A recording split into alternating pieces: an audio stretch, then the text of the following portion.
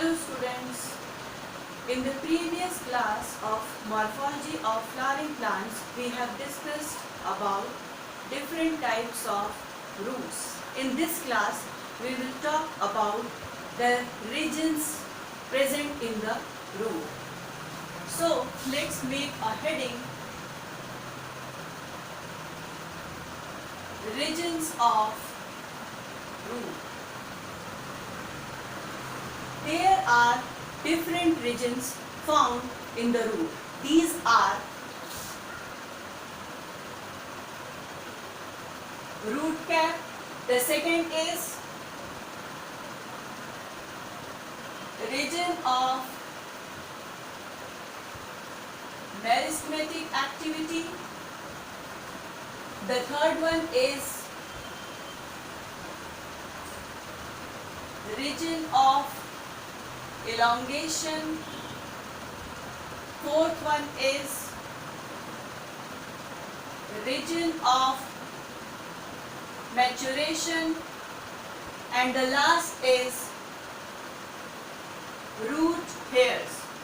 So these are the regions found in a typical root. Let's make a diagram. See carefully.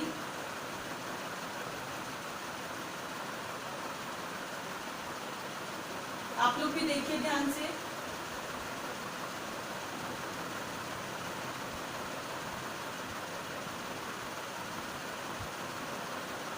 देखिए,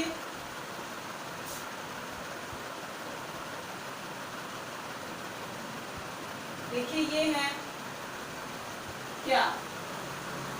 root hairs.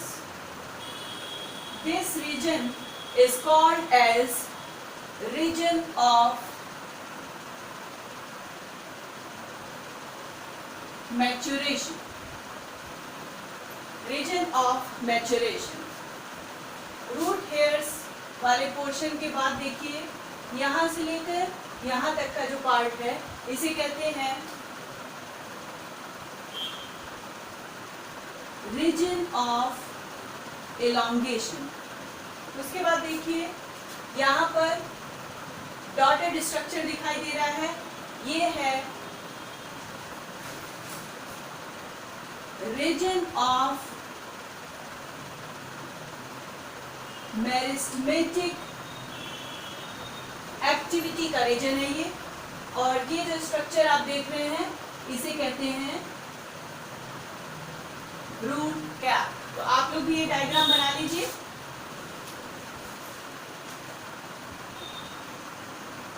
So firstly we will talk about root cap. First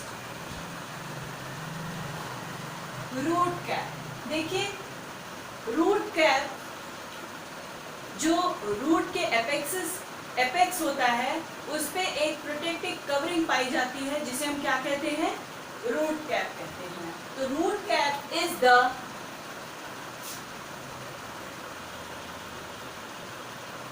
protective covering which protects the roots of apex. उसके बाद देखिए, ये जो root cap होता है ये thimble like structure होता है. Thimble like structure means a type of protective cap like structure. इसे क्या कहते हैं? थिम्बल लाइक स्ट्रक्चर कहते हैं. उसके बाद देखिए, the second is region of meristematic activity. Region of meristematic activity. Just above root cap, approximately few millimeters above, region of meristematic activity is present. अब meristematic activity के वाले रीजन के जो सेल्स होते हैं, they are very small and thin walled, और इनमें repeated division होता है। क्या होता है? रिपीटेड डिवीजन होता है। तो ये हो गया रीजन ऑफ मेरिस्टेमेटिक एक्टिविटी। इसके बाद है थर्ड वन इज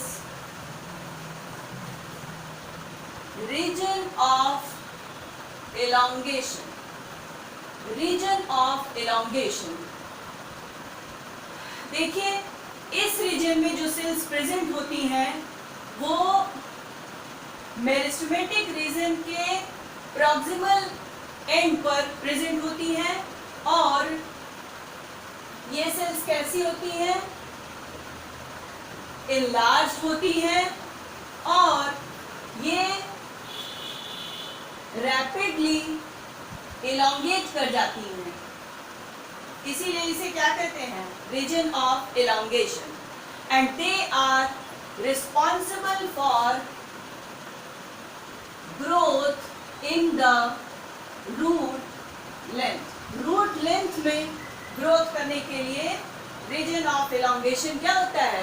रिस्पॉन्सिबल होता है।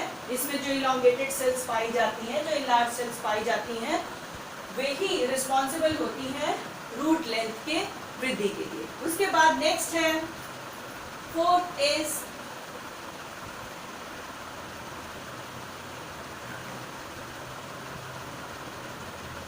Region of maturation.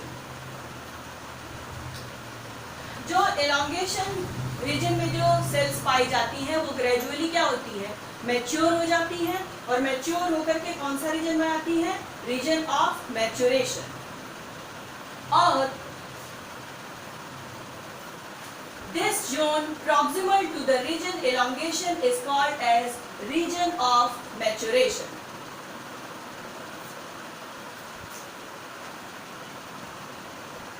Now, root hairs.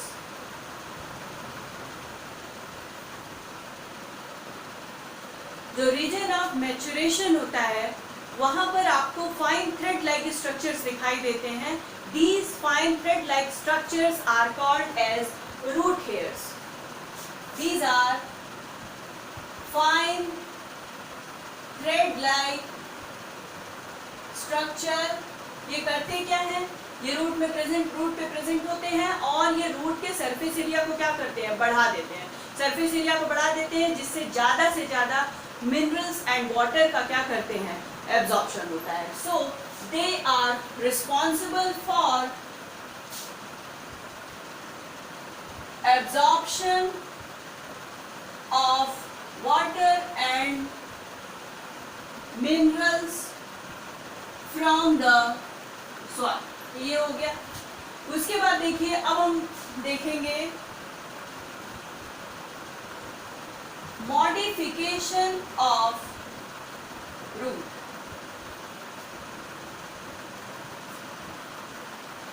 कभी कभी क्या होता है कि सम प्लांट्स में रूट का स्ट्रक्चर क्या होता है? शेप क्या होता है? चेंज हो जाता है।